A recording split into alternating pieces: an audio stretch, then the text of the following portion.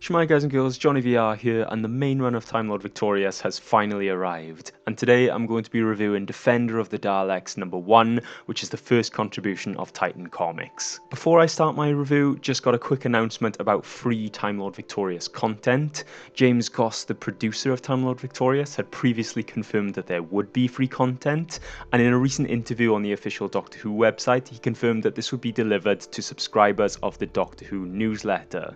He said the best thing you can do is to subscribe to the Doctor Who newsletter to keep up with what's being announced, as they'll have lots of exclusive bits including hints and free fiction during the run of the event. So if you want to join in with Time Lord Victorious at no cost, make sure you subscribe to that newsletter, and I'll put the link in the description if you want to do that. The first free short story is called The Dawn of the Cthulhu and will be released on the 23rd of September 2020.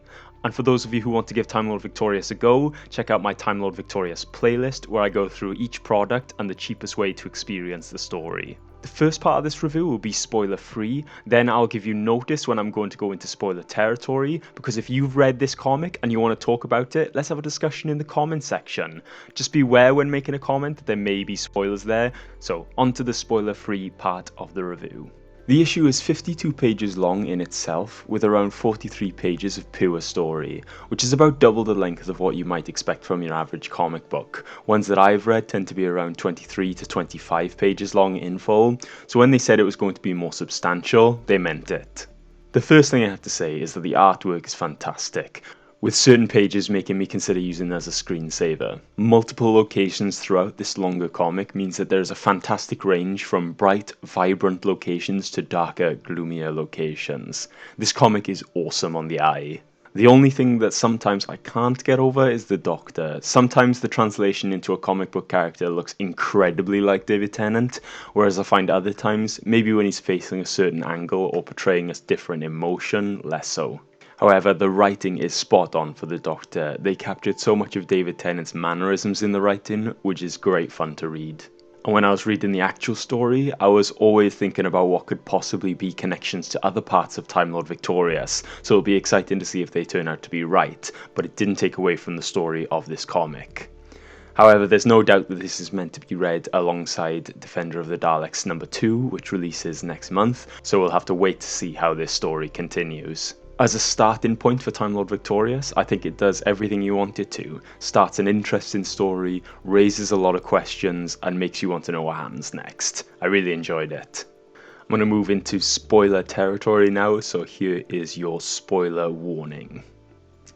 I thought it was really interesting how the comic sets the scene for where David Tennant's Doctor arrives in the story. It's not immediately after the Waters of Mars, as you might expect, but follows on from Titan Comics' own comic series. Of course, it's not necessary to have read those, as it does fill you in with a recap, but it does add another layer to this on top of the Time Lord Victorious setting, and it's cool to see how they fitted it in. One of the biggest questions raised by this story is that the Daleks have no recollection of the Time War, but are instead fighting a different war. When the Daleks mention their new enemy that isn't the Doctor threatens to make an alliance with them to stand against the Daleks, saying, "the enemy of my enemy." This is the title of one of the big Finnish audio dramas starring Paul McGann and the Daleks, so I wonder if this idea will be explored more there. The enemy is revealed to be the Hond, a race that died out in the Dark Times and that's coming to invade Skaro. The Emperor of the Daleks then asks for the Doctor's help, and at this point I liked when the Doctor said that he doesn't take orders from his own people, let alone the Daleks, which really makes me think of Time Lord Victorious in the Waters of Mars. I love the appearance of Skaro being one of the darker and gloomier locations throughout this comic book, and the addition of the Vault of Obscenities as a location on Skaro means that we can explore the planet a little bit more. This is where they first reveal a Hond who appears in the vault while they're trying to open a door. So who knows how they're going to face this creature, or what is inside the Vault of Obscenities, and will the Doctor be able to save the Daleks and Skaro from the Hond invasion, and what will be the consequences of that? All throughout, with the absence of the Time War from the Daleks' memory, it feels like there's something strange going on in the Time Lord Victorious story, and I can't wait to find out what it is.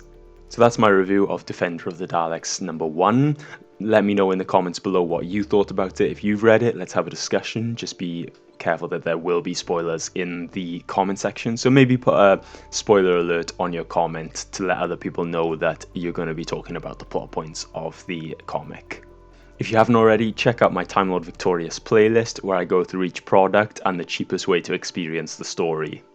If you want to support that channel, you can do so by going to coffee.com/skybotfilm, and there you can tip us the price of a coffee, which we've set at £2. And this means that we can get better equipment and make better videos for the channel. So with all that said and done, thanks very much for watching, and I'll see you next time. Bye!